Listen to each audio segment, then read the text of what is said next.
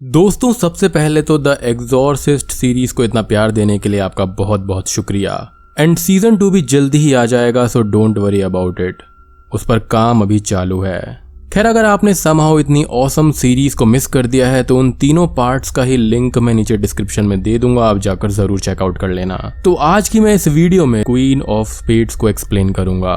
इस मूवी के डायरेक्टर हैं पैट्रिक वाइट। तो दोस्तों, वीडियो शुरू करने से पहले मैं आपको एक शॉर्ट वीडियो क्रिएटिंग प्लेटफॉर्म के बारे में बताना चाहता हूं जिससे आप डॉलर्स में अर्निंग कर सकते हैं। इस ऐप का नाम है यू लाइक। सबसे पहले डिस्क्रिप्शन में दिए गए लिंक से आप इस ऐप को डाउनलोड कर लीजिए। आपको मोबाइल फोन या फिर ईमेल आईडी से रजिस्टर करना है, मेरा रेफरल कोड अप्लाई करना है एंड एक कोड के तहत इसको वेरीफाई कर देना है। यहाँ पर काफी सारे क्रिएटर्स एंड एडवर्टाइजर्स ऑलरेडी हैं, तो मैं यहाँ पर कैटेगरी सेलेक्ट करके टाइटल डाल देता हूँ। इनफैक्ट यहाँ पर अपनी हॉरर कैटेगरी भी है, जहां आपको सिंपली अब वीडियो पब्लिश कर देनी है या फिर एग्जिस्टिंग वीडियो भी आप डाल सकते हैं। एंड ये वीडियो अभी मैंने कुछ ही देर पहले डाली थी एंड देखो 600 से भी ज्यादा व्यूज आ गए, इनफैक्ट पहली ही वीडियो पे व्यूज। एंड आप अपने रेफरल कोड के जरिए भी इस ऐप के जरिए पैसा कमा सकते हैं। लाइक आपकी एक टीम बनती जाएगी, यानी कि एक चेन बन जाएगी जिससे कि आपकी अर्निंग इंक्रीज होगी, जिसको आप different platforms like Instagram, WhatsApp पर शेयर कर सकते हैं। बात करें आप पैसा अकाउंट में कैसे आएगा,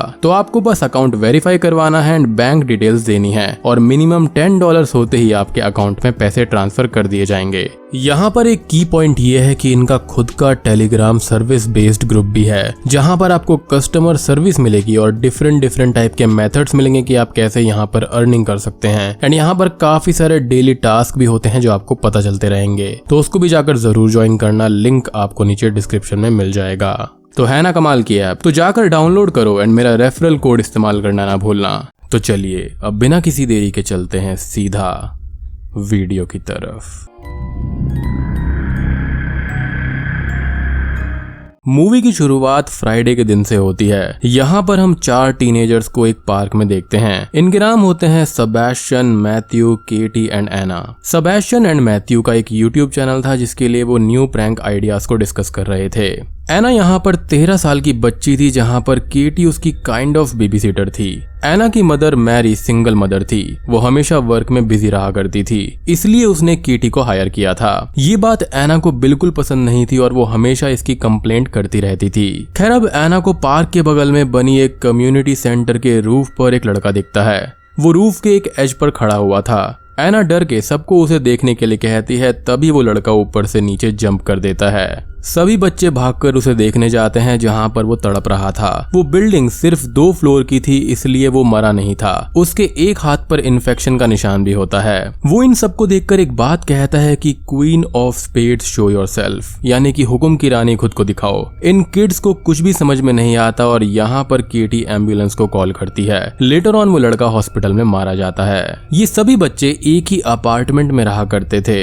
अगले दिन यानी कि सैटरडे की रात को सभी केटी के घर में हैंग आउट करते हैं। तब सेबेस्टियन क्वीन ऑफ स्पेड्स के फोकलोर के बारे में बताने लगता है। उसने ये चीज इंटरनेट से ढूंढ निकाली थी। वो कहता है कि क्वीन ऑफ स्पेड्स एक रशियन फोकलोर रिचुअल है। यहाँ पर आपको पैक ऑफ कार्ड से क्वीन ऑफ स्पेड्स के कार्ड को निकालना है, उसे एक मिरर के सामने रखना है, रूम की सभी लाइट्स को ऑफ करना होगा एंड मिरर के सामने एक कैंडल को जलाना पड़ेगा। मिरर पर लिपस्टिक से डोर और स्टेयर केस बनाकर क्वीन ऑफ स्पेड्स को पुकारना होगा। तब आपकी जो भी विश होगी उसे क्वीन ऑफ स्पेड्स पूरा कर देगी। केटी इसे सुनकर हंसने लगती है एज उसको ये डम आइडिया लगता है। बट एना ये पूछती है कि क्वीन ऑफ स्पेड्स आखिर है कौन, जिस पर सेबेस्टियन ये कहता है कि लेजेंड के मुताबिक क्वीन एक रिच रशियन लेडी थी जो कि अर्ली 19th सेंचुरी में रहा करती थी। टाइम के साथ में वो बैंकरप्ट हो गई और पैसों के लिए उसने अनाथ आश्रम खोल लिया। अपने महल को अनाथ आश्रम में कन्वर्ट करके गवर्नमेंट से लोगों से पैसे लेने लगी। बट वहां पर वो बच्चों की देखभाल करने के बजाय सीक्रेटली उनको मार डालने लगी और पैसों को हड़पने लगी।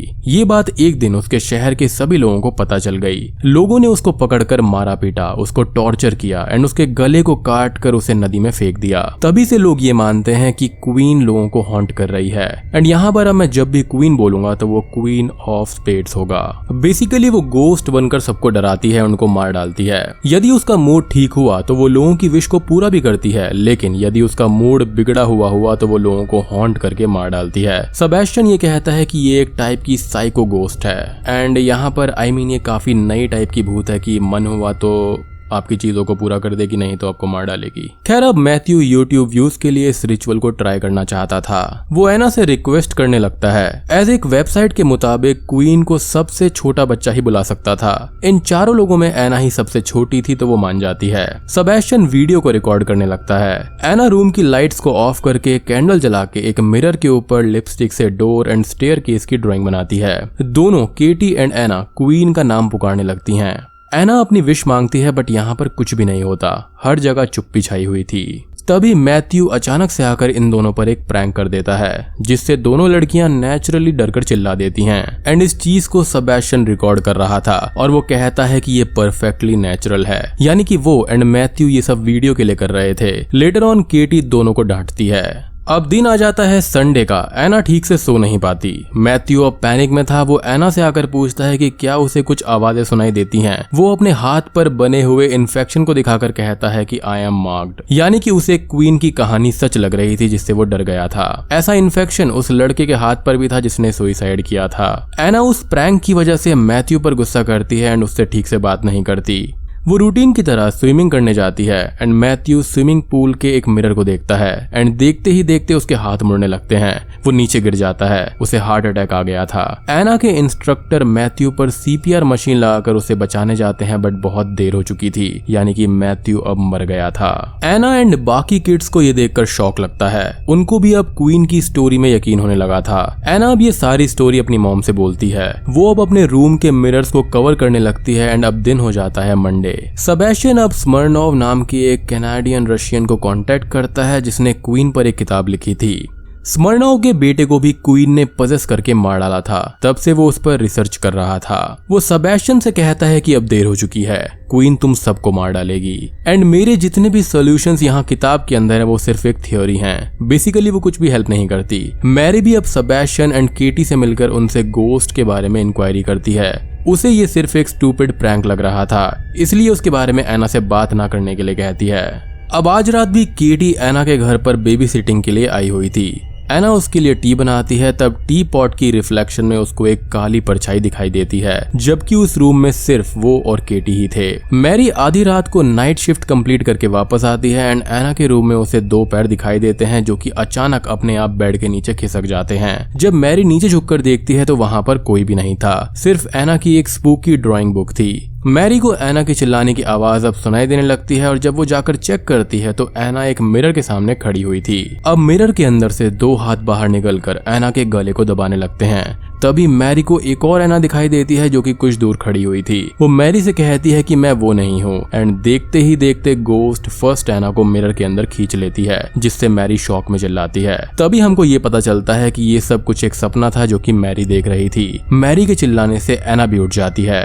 अब नेक्स्ट डे ट्यूसडे को हम एना एंड मैरी को मैथ्यू के फ्यूनरल सेरेमनी पर देखते हैं। यहाँ पर सेबेस्टियन अपना हाथ दिखाता है जहाँ पर इन्फेक्शन ग्रो होना स्टार्ट हो गया था। तभी वहाँ पर एक लेडी चिल्लाने लगती है, कहती है कि इस लड़के को उस लेडी गोस्ट ने मारा है, उसने मेरे बेटे को भी मारा था। वो मैरी की ओर देखकर कहती है कि अब तुम्हारी बेटी भी मरेगी। मैरी एंड किड्स इस इंसिडेंट से और भी ज्यादा घबरा जाते हैं। अब घर जाकर सेबेस्टियन मैरी को वो वीडियो दिखाता है, यानी कि वो यूट्यूब वीडियो के लिए। उस वीडियो के अंदर क्वीन की एक हल्की सी इमेज थी जो कि उसे वीडियो स्लो मोशन पर चलाने से दिखी थी। मैरी से देखकर शॉक हो जाती है। स्मर्नोव की बुक के अंदर क्वीन से छुटकारा पाने के लिए सियोन्स के बारे में लिखा हुआ था। बेसिकली इनको भूत से कांटेक्ट करके उसे कुछ ऑफर करना होगा। इसके लिए एक वॉकी टॉकी था जिससे गोस्ट यस और नो टाइप के क्वेश्चन को आंसर देने वाले थे। सभी लोग इसे ट्राई करने लगते हैं एंड अपने अपने बिलोंगिंग को एज अ ऑफरिंग रखते हैं। एना अपने डैड की दी गई रिंग को रखती है। सेबेस्टियन ये पूछता है कि क्या उसे वो मारने वाली है, क्या वो एना एंड केटी को भी मार देगी। इन दोनों सवालों का जवाब हाँ ही आता है, जिसे गोस्ट वॉकी टॉकी में कहती है एंड एना इस चीज को सुनकर डर कर भाग जाती है। मैरी अब सेबेस्टियन से स्मर्नोव की बुक ले लेती है एंड वो एज यूजुअल रात को वर्क पर निकल जाती है। सेबेस्टियन अब बाथरूम में था जहां पर बाथ टब का पानी अपने आप ही काला हो जाता है। एक हाथ पानी में से निकलकर उसको खींच लेता है एंड उसको डुबाकर मार डालता है। रात को एम्बुलेंस में बॉडी को शिफ्ट किया जाता है जिसे एना एंड केटी देख लेते हैं। एना डर कर मैरी को कॉल करके घर वापस बुलाती है। मैरी उसे संभालने जाती है बट वो बेहद ही ज्यादा डर गई थी। नेक्स्ट डे अर्ली मॉर्निंग जब एना उठती है तब उसके रूम का मिरर ओपन हो गया था। एना को वहां पर अब क्लियरली क्वीन दिखाई देती है जो कि उस पर हमला करने आती है एंड एना जोर से चिल्लाकर बेहोश होकर गिर जाती है। अब नेक्स्ट डे होता है वेडनेसडे। मैरी स्मिर्नोव का पता इंटरनेट से ढूंढ कर निकालती है एंड उससे मिलने एना के साथ में जाती है। रास्ते में मैरी ये पूछती है कि उसने क्या विश किया। एना बोलती है कि मैंने तुम्हें विश किया, यानी कि अपनी मॉम मैरी को विश किया। मैरी हमेशा अपने काम में बिजी रहती थी, इसलिए एना को प्रॉपर टाइम नहीं दे रही थी। एना अपनी मॉम को मिस करने लगी थी। यहाँ पर स्मिर्नोव मैरी को 19th सेंचुरी से 1998 तक हुए सभी क्वीन के अटैक्स के बारे में एक्सप्लेन करता है। उसके बेटे को भी उसने मार डाला था। यहाँ पर वो ghost mirror to mirror transport हो रही थी। एना को क्वीन ऑफ स्मिर्नोव के घर के एक मिरर में दिखाई देती है एंड उसको पजेस करने लगती है। जब एना चिल्लाती है तो स्मिर्नोव आकर मिरर को कवर कर देता है। लेटर ऑन हम केटी को उसके घर में देखते हैं, जहाँ पर वो एक बुरे सपने से उठती है। सपने में उसे गोस्ट ने मार डाला था। अब उसके हाथ पर भी इन्फेक्शन का निशान था। स्मिर्नोव अब एना के घर पर आया था, जहां पर फिर से एना पर अटैक होता है। स्मिर्नोव एना का एक फोटो निकालकर मिरर को क्लोज कर देता है। बाद में फोटो डेवलप करने पर हम ये देखते हैं कि क्वीन क्लियरली एना के बगल में ही खड़ी थी। केटी भी अब अपने बिल्ली के साथ एना के घर पर आ जाती है। स्मिर्नोव इन दोनों को उस रिचुअल को फिर से करने के लिए कहता है जिसे उन्होंने पहली बार किया था। यहाँ पर वो अपने घर से एक तोते को लाया हुआ था जो कि अपेरेंटली गोस्ट के लिए सेंसिटिव थे, यानी कि जब भी उसे गोस्ट का आभास होगा तो वो शोर करता था। स्मिर्नोव इस बार दोनों को अपनी अपनी प्यारी चीज ऑफरिंग के तौर पर देने के लिए भी कहता है। एना फिर से मिरर में लिपस्टिक से डोर को ड्रॉ करती है एंड क्वीन को बुलाने लगती है। गोस्ट आकर उसे पजस करने लगती है, उसे उठाकर चोक करने लगती है एंड रूम की लाइट्स फ्लिकर होने लगती हैं। केटी इस चीज को देखकर भागती है, बट एना अपनी रिंग बाहर निकालकर एज अ ऑफरिंग देती है, जिससे कि गोस्ट चला जाता है और रिंग हवा में गायब हो जाती है। एंड हाँ, यहाँ पर वो तोता मर गया था। नेक्स्ट डे होता है थर्सडे। एना अब एक क्लियर मिरर के सामने खड़ी थी, जहाँ पर उसे सिर्फ उसका चेहरा दिखता है। यहाँ पर स्मिर्नोव को लगता है कि क्वीन चली गई है, बट यहाँ पर एक कैश था जिसके बारे में हमें आगे पता चलेगा। एना, मैरी एंड केटी स्मिर्नोव को थैंक्स कहते हैं। यहाँ पर स्मिर्नोव अब अपने घर चला जाता है, जिसे मैरी नीचे छोड़ने गई थी। अपार्टमेंट में केटी भी अब रिलैक्स हो गई थी। तभी हम एना को देखते हैं जो कि अब क्वीन के द्वारा पजेस कर ली गई थी। जी हाँ, क्वीन यहाँ पर गई नहीं थी, बल्कि उसने मिरर डायमेंशन से बाहर आकर एना को पजेस कर लिया था। एना की आंखें अब यहाँ पर वाइट हो गई थी। वो एक चाकू से केटी पर अंधाधुंध हमला करने लगती है। केटी इससे पैनिक में इधर उधर भागकर एक रूम में छुप जाती है। वो मैरी को कॉल करके उसे एंड स्मिर्नोव को वापस बुलाती है, बट केटी के लिए अब देर हो चुकी थी।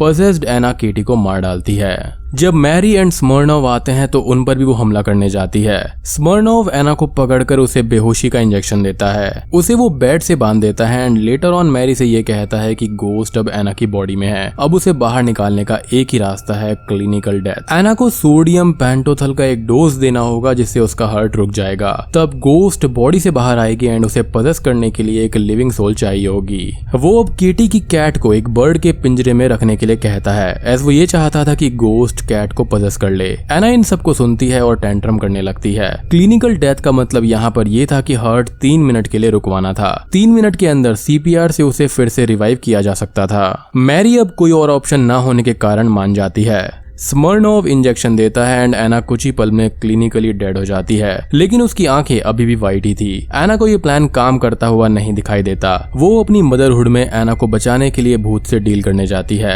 एना के बदले उसको पजेस करने के लिए बोलती है, जिसे स्मिर्नोव रोकता है। वो अब खुद पजेस करने के लिए बोलता है। हम यहाँ पर बिल्ली को जोर से चिल्लाते हुए देखते हैं, जिससे गोस्ट बाहर आकर स्मिर्नोव को पजेस कर लेता है। स्मिर्नोव यहाँ पर सेमी पजेस स्टेट में एना को उस रूम से बाहर ले जाने के लिए कहता है, एज वो खुद मेंटली उस भूत से लड़ रहा था। मैरी अब एना को खोलकर उसको स्विमिंग पूल के पास में ले जाती है। वहां पर सीपीआर मशीन लगाकर एना को रिवाइव करती है, यानी कि अब गोस्ट एना से निकलकर स्मिर्नोव में आ गया था, जो कि अब ऊपर से कूदकर सुसाइड कर लेता है। उसका मानना यह था कि यदि वो सुसाइड कर लेगा तो गोस्ट भी उसके साथ मर जाएगा। ये सब उसकी सिर्फ थ्योरीज थी, जो कि हमें पता है कि कभी भी एक्यूरेट नहीं थी। कहानी अब 6 महीने आगे बढ़ती है, जहां पर एना एंड मैरी किसी दूसरे प्लेस में खुशी से रह रहे हैं। आज एना का 14th बर्थडे था। यहाँ पर हम केटी की बिल्ली को भी देखते हैं, जिसकी आंखें अब वाइट हो गई थी, यानी कि गोस्ट अब बिल्ली में था। स्मिर्नोव की थ्योरी गलत साबित हुई, मीनिंग कि क्वीन ऑफ स्पेड्स मरी नहीं थी, बल्कि उसने अपनी बॉडी यानी कि होस्ट को चेंज कर लिया था। और बूम, ये फिल्म यहीं पर खत्म हो जाती है।